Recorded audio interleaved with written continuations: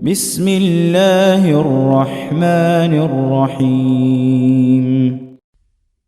Kata Nabi SAW, barang siapa yang diinginkan kebaikan oleh Allah atas seorang hamba, maka apa yang Allah berikan kepada hamba tersebut? Yaitu Allah fakihkan dia dalam urusan agamanya.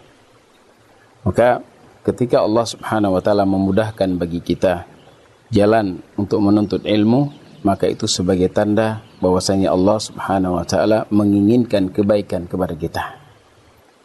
Dan juga dengan ilmu tersebut akan terhasilkan ibadah yang mulia.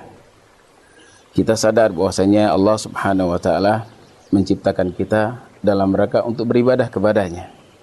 Kata Allah Subhanahu wa ta'ala, tidaklah aku ciptakan jin dan manusia kecuali agar mereka seluruhnya beribadah kepadaku.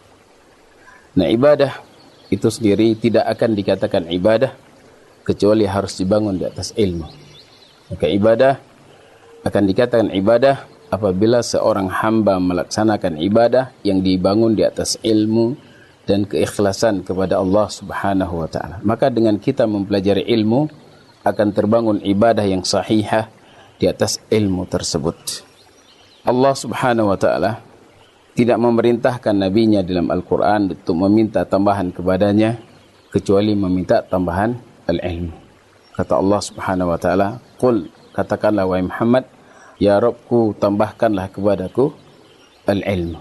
Berkata Al-Hafidh Ibnu Hajar rahimahullahu ta'ala, ayat ini adalah dalil yang jelas tentang keutamaan ilmu, di mana Allah Subhanahu wa ta'ala tidak memerintahkan nabinya untuk meminta tambahan kepadanya suatu apapun kecuali meminta tambahan ilmu.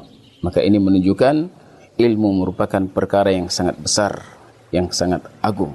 Maka ketika Allah Subhanahu wa ta'ala memudahkan kita, memberikan taufik kepada kita untuk kita mempelajari agamanya, ini merupakan tanda kebaikan yang Allah inginkan dari seorang hamba.